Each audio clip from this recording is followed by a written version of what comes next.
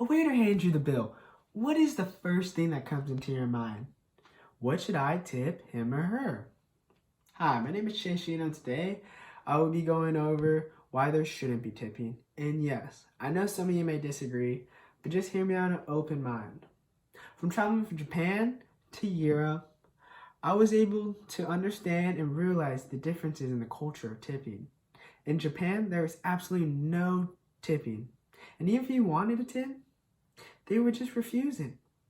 And for Europe, you're allowed to tip, but you only need to tip 5 or 10%, which is 2 times less than what the United States usually tips. So this made me super curious about the ways of tipping.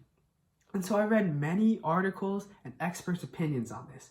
And so with that, I gained great knowledge on this topic.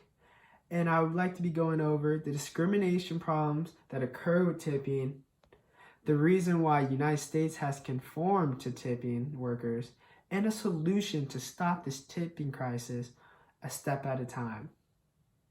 Now, a problem with tipping in the United States is that many workers and servers are discriminate towards customers just based off their age, skin color, and looks.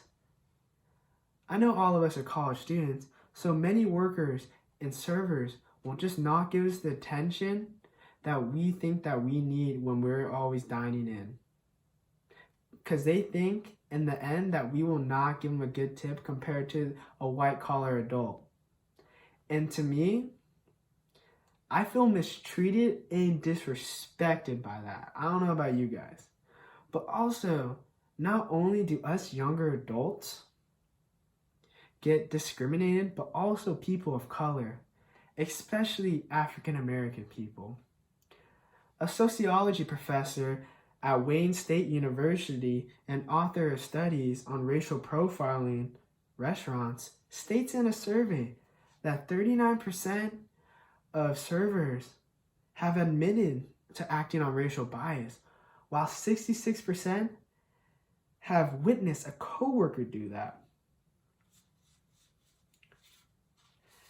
Now, this is why tipping crisis is a big issue to many people in the service restaurant industry, because they just rely on it too much. And the reason to that is because in the United States, the fact that the owners and employers underpay their workers, so many have to rely on their tips. But now we have to know where tipping all started from.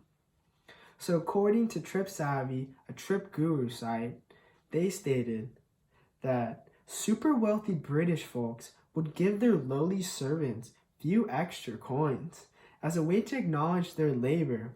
And I believe the US took that tipping into too much consideration, suggesting that we tip 15 to 20% while Europe only does 5 to 10. And many owners and employers take advantage of our culture because of that, because it gives them a reason to pay people less. And many people can't support themselves with that. And so, under the federal law, employers can take a tip credit by paying tip workers as low as $2.13 an hour, as long as those workers earn at least the standard minimum wage of $7.25 once tips are added. And that's super bad. And this act is the Fair Labor Standards Act, but some state laws have made it higher minimum wages in order to overrule it. So, in order to get rid of this tipping crisis, we need a solution. The solution is to take a stand and make a petition in order to show others that many stand for a non-tipping society. That would be better for us. It can be better for us because looking at Japan's culture, a non-tipping society has shown that their workers have taken pride in their work and work harder no matter what. And that is something as a whole that we need to adopt in our culture. Because nowadays, too many people will expect to receive rewards when they're not even working hard. And so by getting rid of tips, it would force employers to pay their workers more since they aren't getting tips. And so by that, creating a petition, it can show that people acknowledge the crisis and why it's horrible for people to rely on tips. Once we have enough signatures that will be willing to help, we will take it upon the government to see if we could have a city do a no tipping policy. And with that, many inclusive bills will be done, the prices of menus will be rise, and the workers will get paid more. And with that, hopefully people will see the difference in the customer service, the non-discrimination, and all of that.